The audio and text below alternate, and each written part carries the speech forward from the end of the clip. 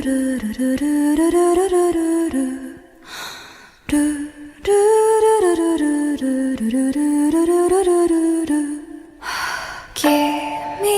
中にある赤と青き線それらが結ばれるのは真の像 Assalamualaikum warahmatullahi wabarakatuh. Ketemu lagi dengan saya, Solehudin, calon guru penggerak dari SMP Negeri 3 Kalijati. Pada saat ini saya akan mengerjakan tugas terkait modul 3.1 yaitu tentang mengambil keputusan berbasis nilai-nilai kebajikan. Selamat menyaksikan. Assalamualaikum Bapak. Ya, waalaikumsalam. Bagaimana kabar Bapak hari ini? Alhamdulillah, baik. Alhamdulillah ya Pak. Baik Pak, sebelumnya saya mohon maaf telah mengganggu waktu Bapak. Dan saya juga mengucapkan terima kasih atas kesempatannya bisa mewawancari Bapak. Wawancara kali ini berkaitan dengan tugas saya sebagai calon guru penggerak yang angkatan ke-9, yaitu tugas pada modul 3.1 tentang pengambilan keputusan berbasis nilai-nilai kebajikan. Nah, saya ingin belajar banyak kepada Bapak, mungkin terkait strategi-strategi yang biasanya Bapak lakukan ketika melakukan pengambilan keputusan. Barangkali langsung saja untuk pertanyaan Pak. Pertanyaan yang pertama, Bapak pernah tidak dihadapkan pada satu kasus di mana ada dua hal yang sebetulnya sama-sama baik, tetapi di situ Bapak tetap harus memutuskan memilih salah satu salah satu dari dua hal tersebut. Nah, kalau pernah, mungkin bagaimana cara yang dilakukan oleh Bapak dalam pengambilan keputusan pada situasi seperti itu? Ya, terima kasih. Ya, betul sekali bahwa memang pasti yang namanya dinamika kehidupan itu pasti ada kasus-kasus ya. Kita tahu bahwa ini mungkin salah satu masuk dalam dilema etika ya. Ketika ada pilihan yang sama-sama benar dan kita memang harus memutuskan. Tentu saja pijakan untuk memutuskan ada permasalahan atau kasus dilema etika seperti tadi, pijakan yang paling utama kita adalah nilai-nilai kebajikan. Nilai-nilai kebajikan yang kita ambil atau putusan yang kita ambil itu jelas harus berdasarkan pada nilai-nilai kebajikan. Terus yang kedua, karena kita di sekolah tentu saja ini kita harus bisa melihat bahwa apa yang kita putuskan itu betul-betul berpihak kepada kebutuhan siswa. Khususnya misalkan tentang bagaimana kasus-kasus tersebut berkenaan dengan siswa. Yang paling utama itu. Jadi yang pertama nilai kebajikan, yang kedua keberpihakan kepada siswa atau sesuai tidak dengan kebutuhan siswa. Nah, tentu saja ada hal-hal atau ada prinsip-prinsip yang harus kita ambil dalam pengambilan keputusan tadi. Misalnya tadi apakah seperti 3 prinsip yang paling utama lah kita tahu ada berdasarkan kepada apakah kita memakai peraturan, berdasarkan peraturan, atau berdasarkan kepada rasa peduli, atau mau hasil akhir yang kita ambil, ya kan? Itu ada 3 prinsip yang harus kita pegang. Nah, mungkin berdasarkan prinsip-prinsip itulah akhirnya mungkin saya akan bisa mengambil keputusan dari permasalahan tersebut.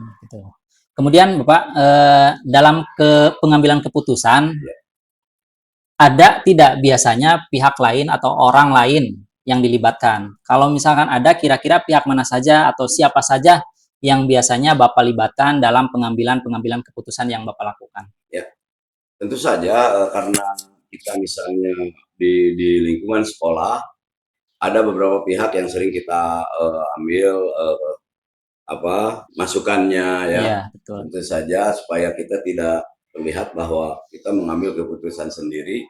Pihak-pihak yang saya libatkan yaitu ya minimal wakasek di level wakasek lah ya, level wakil pembantu kepala sekolah, diikut sertakan juga diminta pandangannya dalam penentuan keputusan tadi. Nah, tadi kan Bapak sudah menceritakan bagaimana sikap Bapak dalam mengambil keputusan yang terkait dengan dilema ITK, benar versus benar. Nah, sekarang saya ingin tahu juga pernah tidak Bapak dihadapkan dengan kasus bujukan moral, seperti misalnya Bapak tahu sebenarnya itu salah, tetapi karena situasi dan kondisi, pada akhirnya Bapak harus melakukan demi kebaikan orang banyak, demi kemaslahatan yang lebih besar. Pernah tidak Bapak berada pada posisi situasi seperti ini? Nah, kalau pernah, kira-kira apa yang biasanya menjadi pertimbangan Bapak ya, sehingga Bapak memilih untuk melakukan pilihan ini? Betul. ketika kita bicara dengan bujukan moral ya, di mana suatu kasus-kasus itu kita tahu benar dan salah, tetapi tetap pertama pada nilai kebajikan. Nilai kebajikan mana, putusan mana yang kita ambil. Karena kita berada di sekolah juga, tentu saja ada semacam bujukan moral kasus semacam itu. Contoh utama misalkan di sekolah itu jelas bahwa kita tidak dibolehkan untuk bawa kendaraan siswa itu karena memang umurnya juga belum. Ya, cuma ya karena kondisi akhirnya itu. Berarti ada pijakan di sana. Pijakan yang Bapak ambil ketika itu apakah ini benar-benar tidak misalnya membantu kepentingan bersama, mengutamakan kepentingan bersama itu yang paling utama. Mungkin ketika misalnya saya mengambil keputusan dan tadi mungkin dengan rekan-rekan Wakasek yang lain, kita tentukan bahwa itu juga jadi kemaslahatan bagi semua. Kenapa saya misalnya membolehkan sekarang siswa membawa motor, padahal jelas usianya juga masih belum.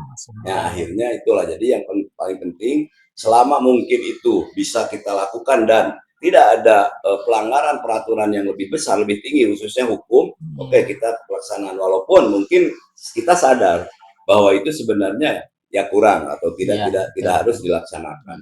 Dilihat dari segi mungkin satu contoh kasus itulah dengan dibolehkannya siswa bawa motor ke sekolah, padahal jelas mereka umurnya juga belum punya SIM, belum apa. Tapi karena memang situasi dan kondisi di kita jelas kita tidak memaksakan tidak boleh atau misalkan berdasarkan peraturan jelas itu tidak bisa. Sebenarnya dalam prinsip itu kan bagusnya itu tiga-tiganya kalau bisa. Ya, berdasarkan rasa peduli, berdasarkan peraturan dan juga hasil akhirnya. Nah, mungkin untuk kasus semacam itu kita bisa mengambil tiga-tiganya. Pedulilah karena mereka mungkin rumahnya jauh, kondisinya bagaimana. Nah, mungkin itu yang bisa kita. Kemudian Pak, pernah tidak Bapak misalkan setelah mengambil keputusan ada dalam pikiran Bapak, sudah benar tidak ya saya mengambil keputusan tadi? Jangan-jangan keputusannya belum tepat. Nah, kalau pernah mengalami, kira-kira apa yang dilakukan Bapak selanjutnya? Betul, ya. Ya, sesuai dengan memang kita harus konsisten ya. Kita harus konsisten dengan putusan yang kita ambil. Tapi kadang-kadang yang namanya manusia ada perasaan apakah benar tidak. Nah, mungkin bisa kita lihat dari bagaimana cara 9 pengambilan keputusan, ada kan? Betul. Ya, setelah kita mengambil keputusan, kita refleksikan lagi, kita tinjau lagi kan, apakah betul tidak. Kalau memang ternyata putusan yang kita ambil itu ternyata ya tidak memberikan keberpihakan pada sisa atau tidak memberikan kemaslahatan, tidak salah juga kalau misalnya kita tinjau, kita refleksikan, kita rubah kalau perlu. Kalau memang ternyata keputusan itu malah memberikan dorot bagi orang lain, bagi kepentingan kita bersama. Nah, ya nggak salah juga. Jadi intinya bila ada keputusan gitu ya kita timbang lagi, kita tinjau lagi, kita refleksikan lagi. Kalau memang ternyata sudah ini kita pastikan aja, kita perkuat. Tapi kalau memang perlu diperbaiki, ya perbaiki karena itu demi kepentingan bersama. Tadi Bapak sudah menyebut-nyebut 3 prinsip pengambilan keputusan.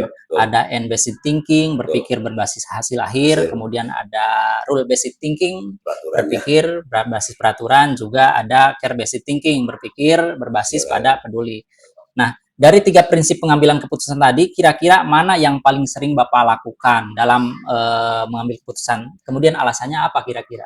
Ya, sebenarnya kalau dikatakan harus memilih, kata Bapak tadi bahwa sebenarnya bagusnya 3 itu ada. Sebab kita tidak mungkin menggunakan rule basic thinking ya, misalkan kita pada peraturan sementara kondisi di kita tidak memadai untuk melaksanakan itu. Ya. Nah, itu kayak ya semacam misalnya kita tetap upacara harus jam 7.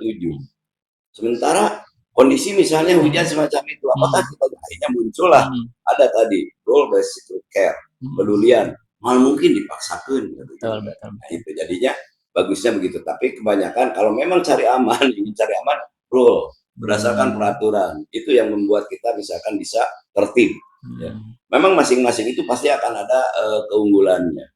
Ada keunggulan dari ya pakai kitanya lebih berdasarkan peraturan. Oke, secara hukum kita buat secara aturan.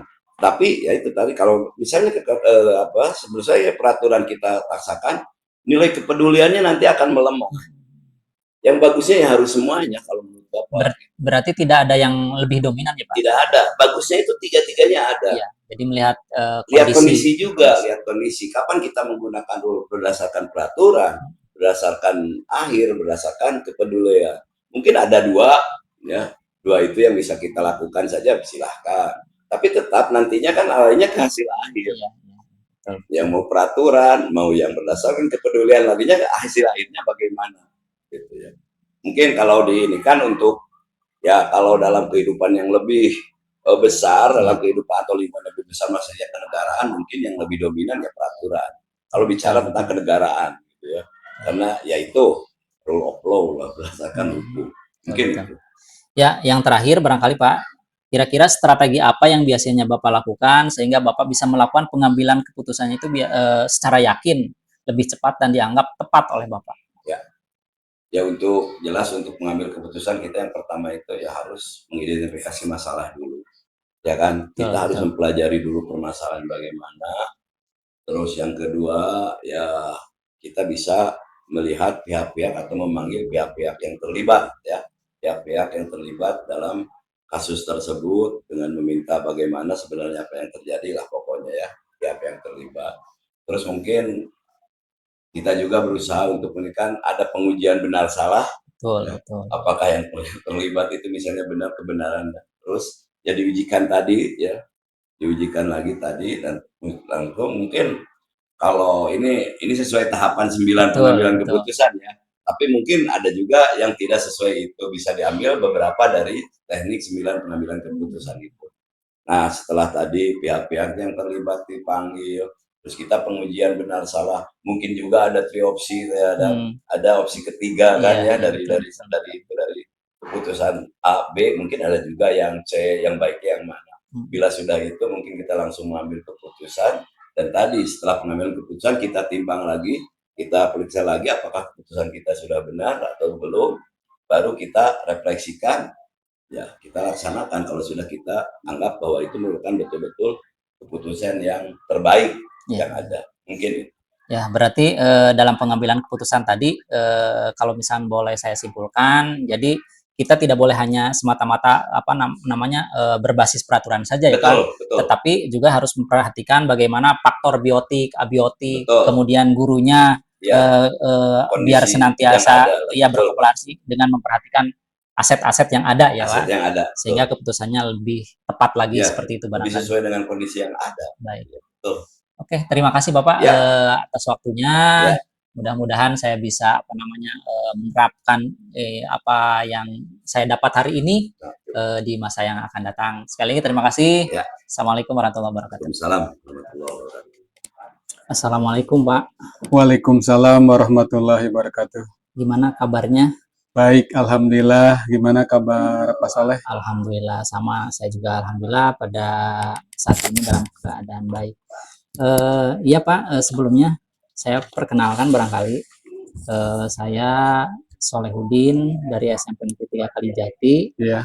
Adapun tujuan saya datang ke sini adalah untuk mewawancarai Bapak sebagai kepala sekolah di sini, terutama terkait dengan tugas saya sebagai calon guru penggerak angkatan ke-9 mengenai tugas modul 3.1 tentang pengambilan keputusan berbasis nilai-nilai kebaikan.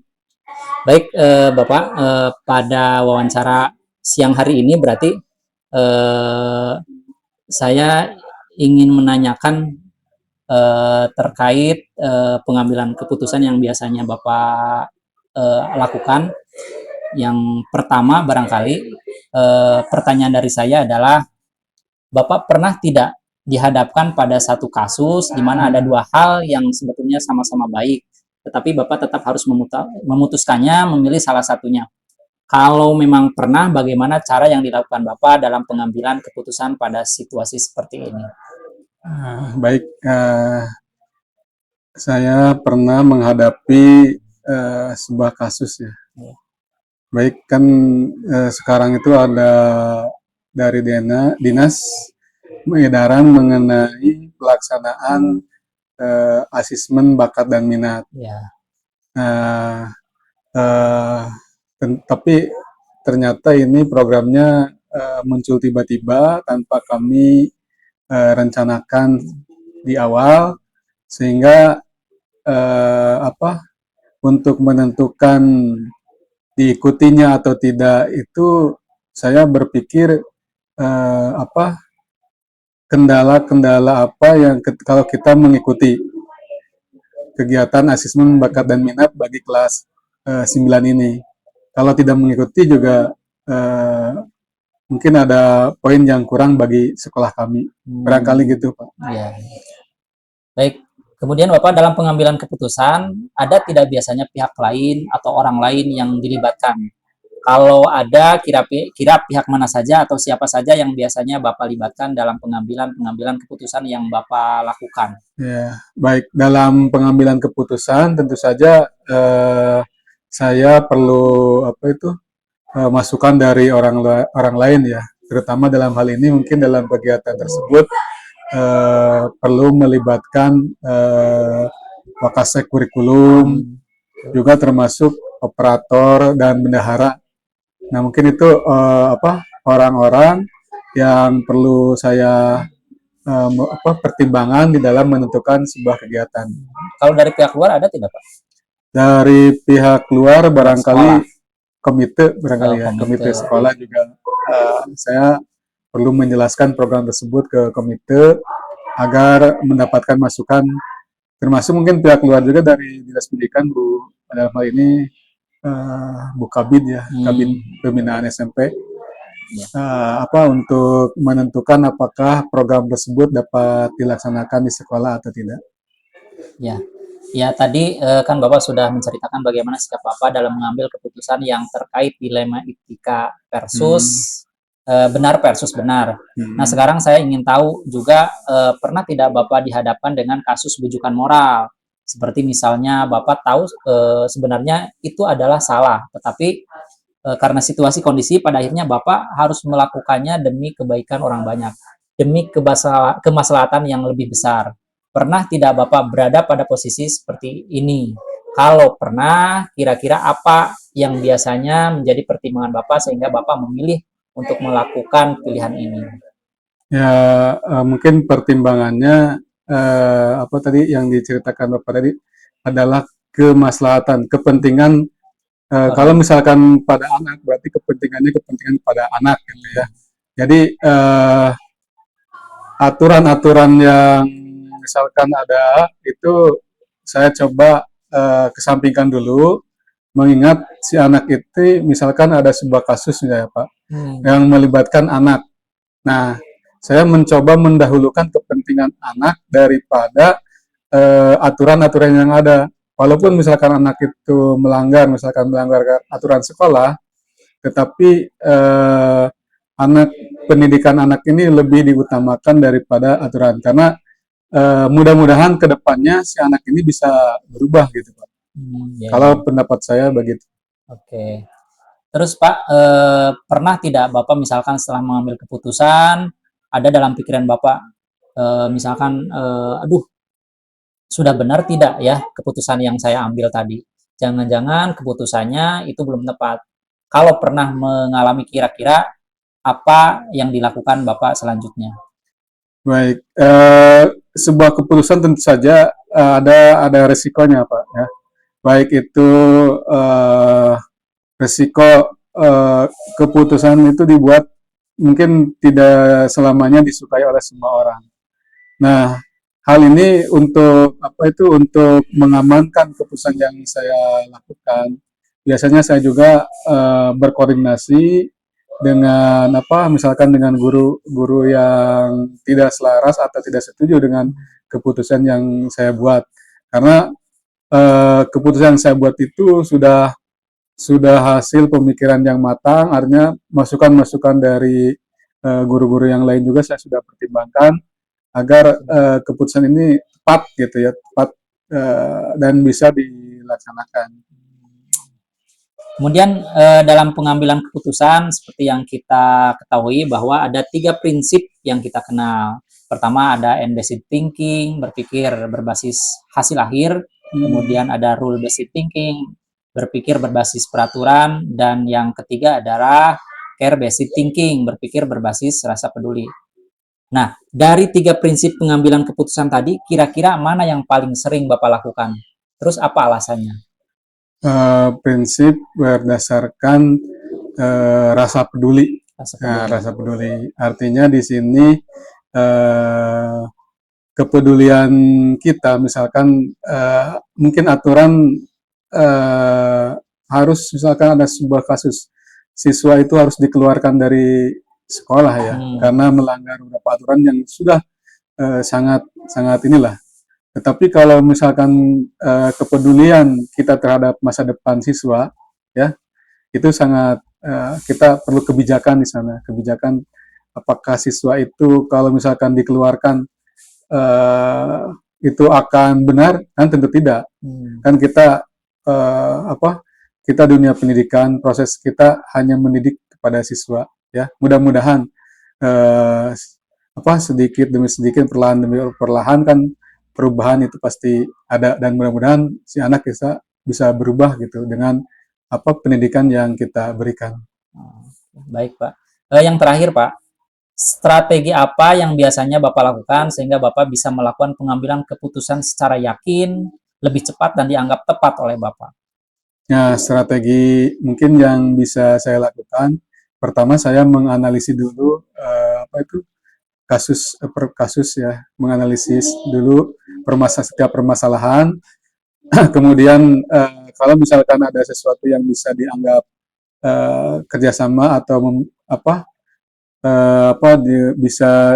bisa duduk bareng untuk menyelesaikan itu, saya coba ajak bareng. Nah, ketika sudah dianalisis, sudah meminta bantuan dari orang lain, maka baru saya keluarkan keputusan. Kalau secara ini kan dilakukan mungkin secara bersama-sama dengan yang lain, tapi mungkin ada sebuah keputusan juga yang perlu saya lakukan supaya cepat gitu ya, dan mudah-mudahan keputusan yang saya ambil itu tepat menyelesaikan apa yang sedang dibutuhkan. Gitu. Ya, berarti kalau boleh Bapak saya simpulkan dari obrolan kita tadi bahwa Bapak itu dalam mengambil keputusan tidak hanya mengambil keputusan itu berdasarkan semata-mata berbasis peraturan saja, tetapi harus mempertimbangkan pula bagaimana faktor biotik, abiotik, kemudian guru-gurunya harus terus berkolaborasi dengan memperhatikan aset-aset yang sudah ada, sehingga keputusannya mungkin lebih tepat, begitu barangkali ya Pak? Iya, ya. Baik Bapak, terima kasih pada hari ini saya sudah belajar banyak kepada Bapak atau dari Bapak terkait dengan cara-cara pengambilan keputusan yang berbasis nilai-nilai kebaikan. Sebelumnya saya ucapkan terima kasih atas kesediaan Bapak untuk diwawancara pada siang hari ini, dan saya juga mohon maaf apabila telah mengganggu waktu dan aktivitas Bapak pada hari ini. Terima kasih Pak. Assalamualaikum warahmatullahi wabarakatuh. Waalaikumsalam warahmatullahi wabarakatuh.